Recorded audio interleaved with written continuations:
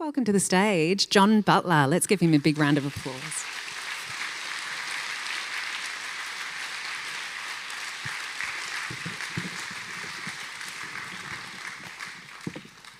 About a week ago, I sent out an email, if you had already gotten your tickets then, asking what question would you have for John. So I've chosen a couple of those questions out. But to begin with, welcome. Hello? Yes, hello. Hello to you all as well. Thank you for being here. I've spoken a little bit about my intention for being here, but would you like to share yours? Sure. We were speaking about it yesterday. I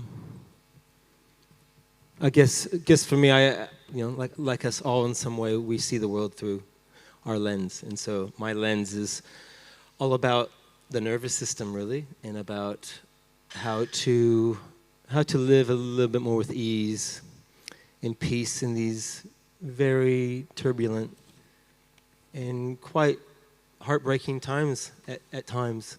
And so, for me, my intention is to be a balm in some way for your nervous system. That mine's pretty fried after years of doing what I do, but also what I ingest in the media, what I ingest in society, this way we live. I feel it's quite tense. So for me, I'm all about trying to balm that nervous system so I can be more in this world with you and not be afraid of you. And so that's my intention for this, is just to be a balm in some way musically for your nervous system and your spirit to go where it needs to go and find what it needs to find and feel what it needs to feel. A balm. That sounds beautiful. Thank you. Let's rub that balm in this afternoon. All right, so Mel from Twisting Peacock Yoga, are you here? Hey, Mel. I've got your question here. So Twisting Peacock Yoga Studio, go see Mel. In Osborne Park, is that right? Beautiful. So you had a few questions, but I've just chosen one of them. And you wanted to ask John, how do you balance kindness with boundaries? Like when you need to set boundaries, how do you balance that with kindness? That's a really good question. Ongoing effort, one. I think I'm still learning that. I think I can suffer fools sometimes. I like to be the nice guy. I don't want to offend anybody. So that comes and bites me where I don't want to be bitten. And kindness with boundaries. I guess I'll just put everything through my lens. For me, I don't have the robusticity anymore to deal with small talk and la la la. It's exhausting. I find it exhausting. And so what happens is I start yawning, or I tune out, or I'm like, I actually have to go. I have to go now. I'm about to fall asleep with you. And so, my body gives me more and more signs about, hey, this is not working for you. And so fear of confrontation is the next thing that comes up. I don't want to hurt somebody's feelings. That's not what I want to do. And I think getting back to kindness is the best way. I remember meeting one of my idols right after they got off stage. It was Annie DeFranco, and I was speaking to her keyboardist, and I was like, "Hey, and she's like, she grabbed me by the shoulders. It was so beautiful. She grounded me, and she's like, "Hey, I have to go. I'm going to Europe tomorrow. I got to pack up all my gear. Thank you so much. See you later." And it was kind. It was firm but fair. And I appreciate that more and more nowadays. With all the small talk and hollow words, I'm all for a little bit more firm but fair kindness. So I think that's how I try to do it nowadays, is like, before I just sit there and like, get me out of here. I just try to go, hey, thank you so much, but like look them in the eyes, or whatever it's with. Sometimes it's with my own family, just like, okay, I gotta jam now. This is not working. That's each scenario is different, and the easiest way, especially when I panic about hurting people, is either I'm afraid of being hurt or I'm afraid of hurting. That's my jam, So it's just try to be as gentle and kind as possible. Good luck out there. That was a good answer. Thank you. So you mentioned in that you feel it in your body, like you feel maybe the boundary come up in your body? I think, there's this blessing about getting older, and that is I just can't withstand my immune system, my nervous system, in the way I metabolized adrenaline and tension and cortisol. That's just changed. That's like scientifically true, And so because of that, and because it's this thing, there's two ways to look at getting older. It's like, oh, you get fragile, or you become more sensitive. But I think becoming more sensitive is actually really powerful if you listen to it, because it's telling you all the things that you're happy to put up with in your 20s and 30s and 40s, just like, oh, okay.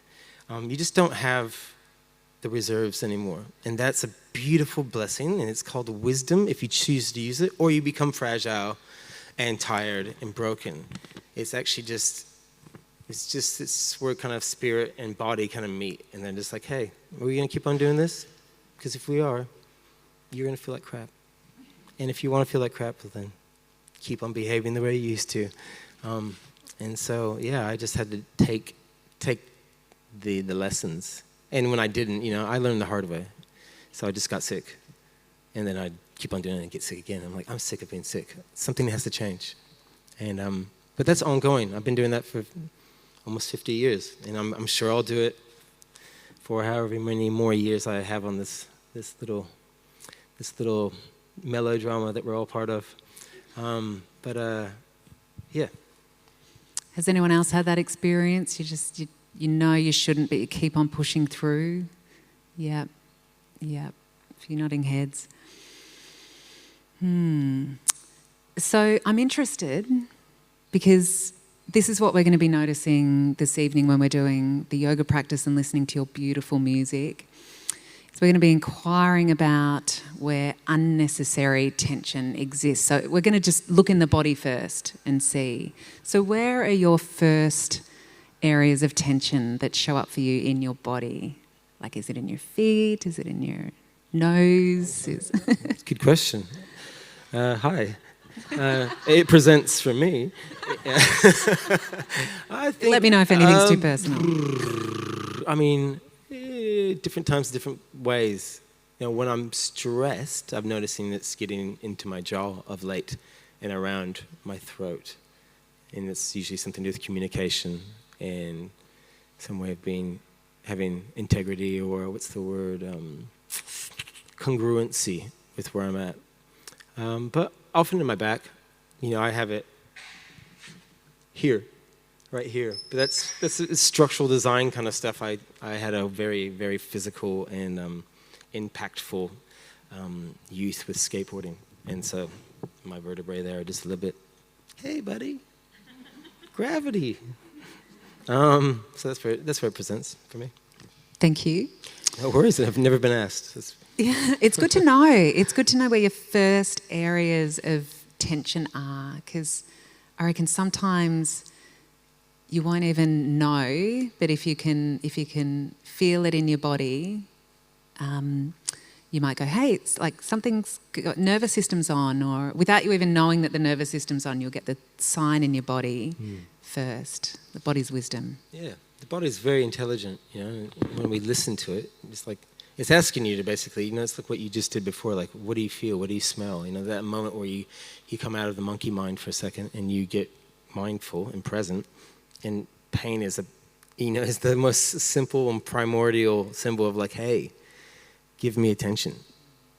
I'm here, and it's knocking loud, and it's going, you can keep on going, but I'm still going to be here, be with me. And we kind of almost taught to avoid pain and run away from pain, not talk about it, keep it down.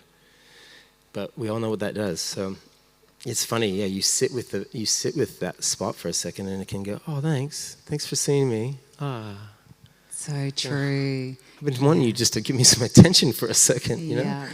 Well, this is the thing. So much of life is unpleasant. Like, we all have a tendency to avoid unpleasantness, right? And just to go towards the happy, pleasant stuff. And we set things up for this. But the fact is that there's just as much unpleasant stuff going on in the world as pleasant stuff. That's the duality that we're living with.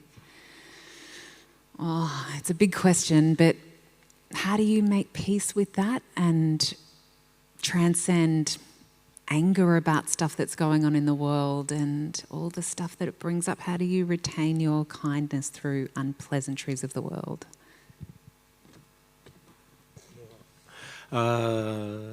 Work in progress. I mean, I think it's going to keep on echoing back to everything I say. It's like this. You know, I'll speak for myself through some pretty heavy violence in my childhood, some ADHD action, some anxiety stuff. My body's geared in a certain way. I'm geared for fight or flight, and I'm geared for protection. So I often can view the world that way. You know, is it going to hurt me or am I going to hurt it? You know, and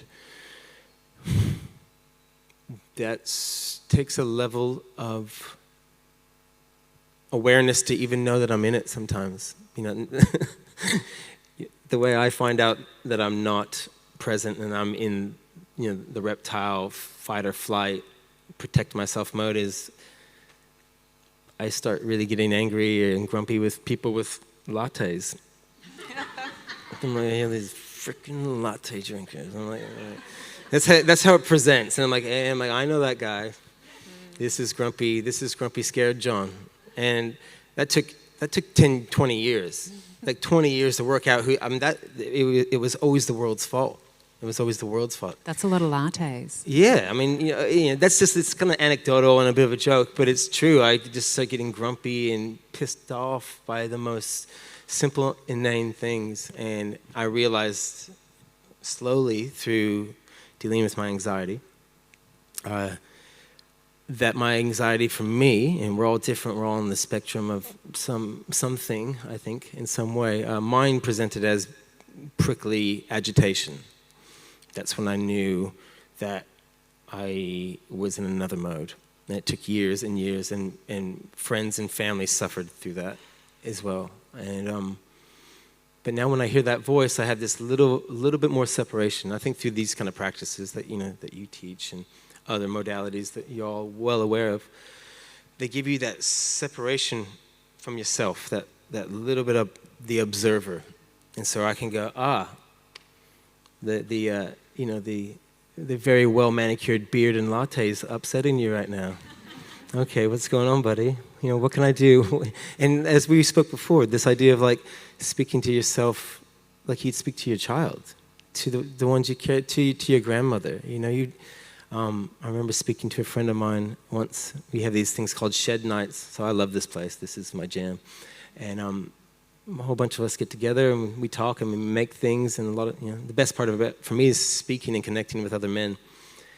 And we're talking about our anxiety, and I said, you know, how do you deal with it? You know, I was just starting to really kind of grasp at this thing that I had now, and got over the shame of it and the brokenness of it and all that. And I said, how do you? And he's like, well, at first I just try to be kind to myself, like kindness, you know. And I thought he was speaking another language. I'm like, what are you talking about? Kind to yourself?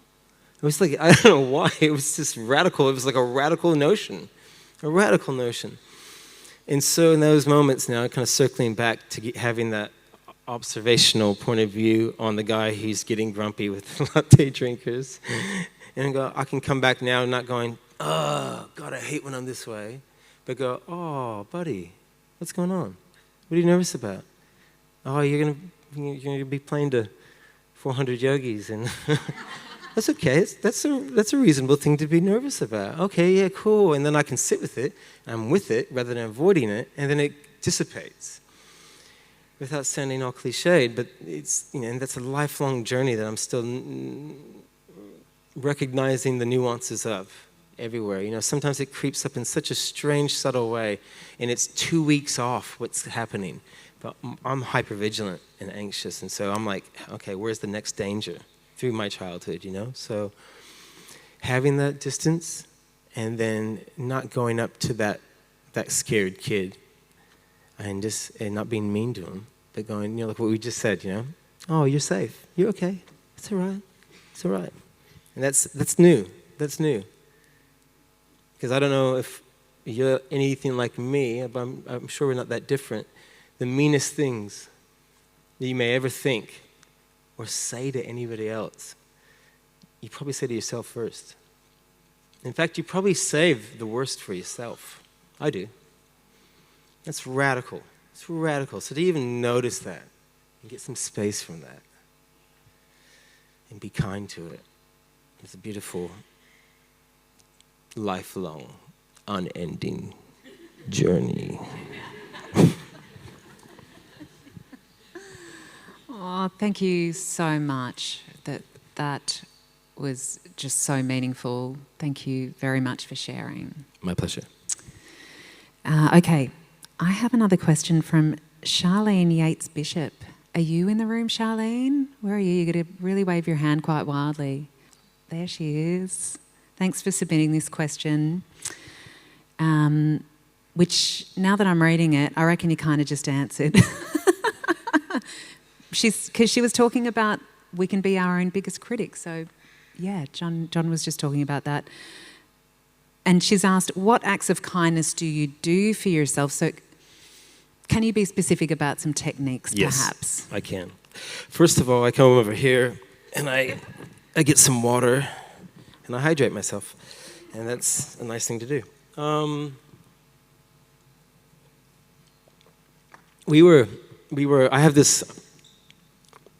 have a sauna trailer.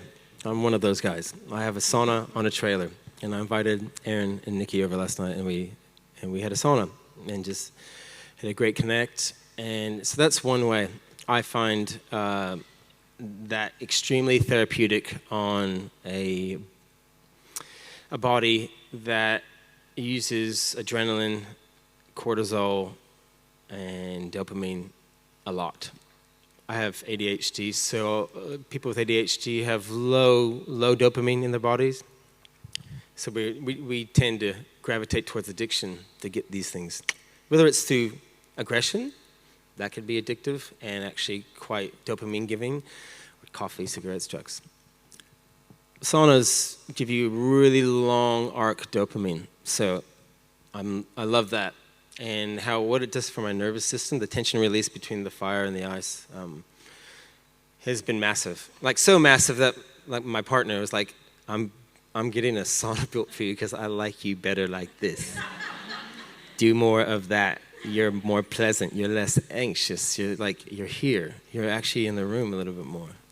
So that's one thing. On and off since I was about 9, 10, been meditating.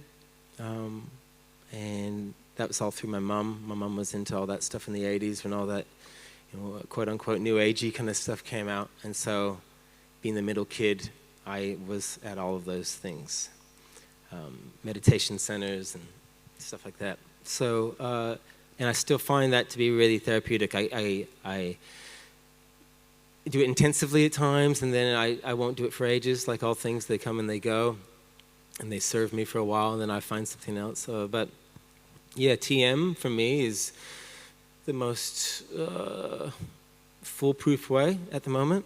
Do a bit of breath work. I kind of, in a lot of ways, I do whatever my partner does just to kind of calibrate with her, so like I know what the hell she's on about.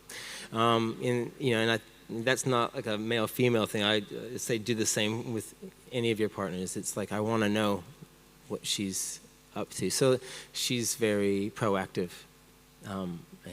So, yeah, breathing, TM, saunas, exercise. For me, it's staying up late. Yeah, I need to have a space that I can go to and make noises on my string things. And when I don't, I'm not nice to be around, because that's a super important thing for me.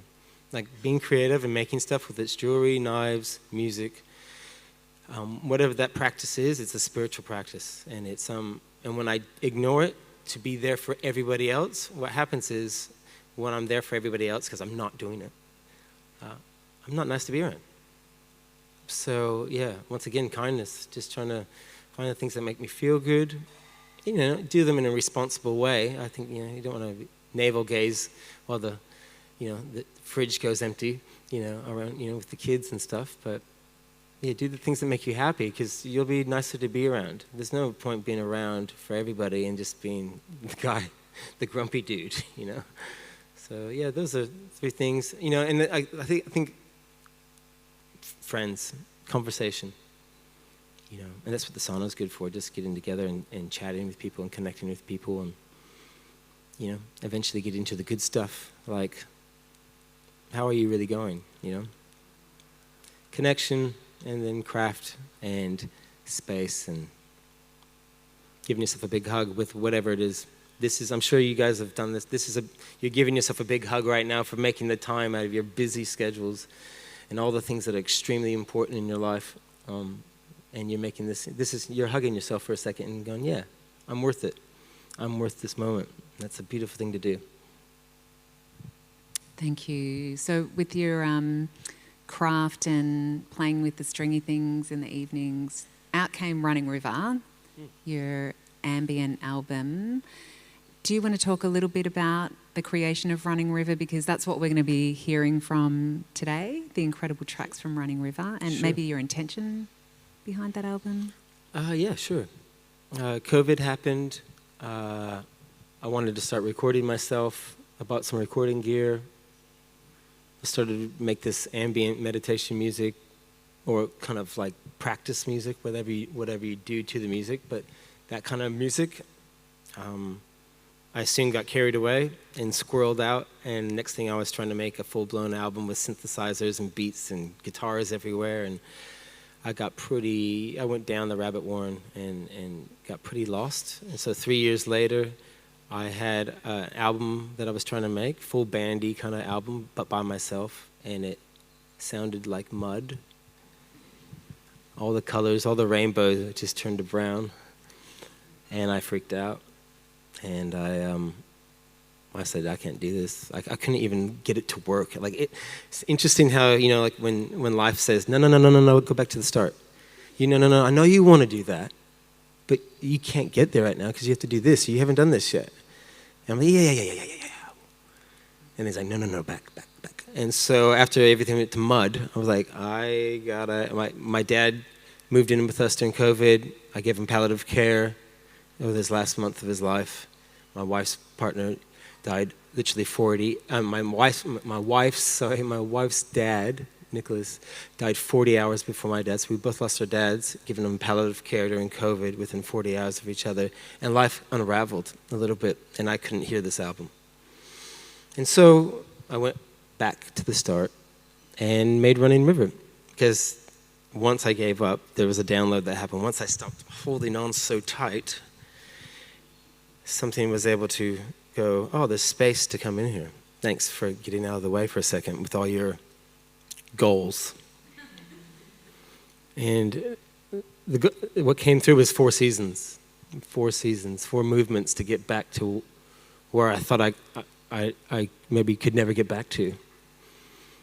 Because I think a lot of us get that moment where like, how did I do that? How was I ever that good at that thing? How did I have the naivety or the gusto? I know too much now to ever be that naive again. How do I have it? And I was there. And so, season 1, Heal. 2, Begin Again. Solo, and then band. That's how I was going to get back to something. And so Heal was the ambient album, and it was a healing. It was the first time being back in a room with an engineer, making very simple, spacious music. It was just fun. It wasn't stressful. I didn't have to think about whether I was good enough or anything. And so, yeah, that's season 1, and then 2 was the instrumental, Begin Again. That's the busking tape times 2, and then the third album is almost finished, and fourth album will be in a couple of years. But yeah, it kind of, Running River, it was going back to the start, being sent back to the back of the line in a way. It's like, no. You can't have what you want right now because you haven't done the first part properly. Go back and start again. No. Okay, yes.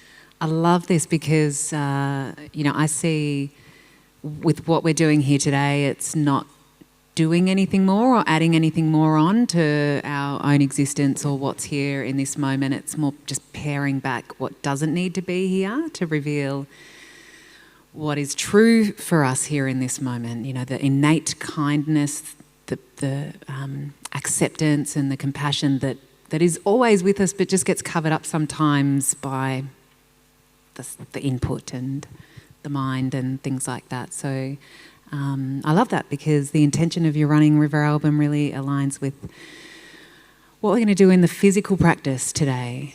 All right, is there anything else that you want to share while you're here?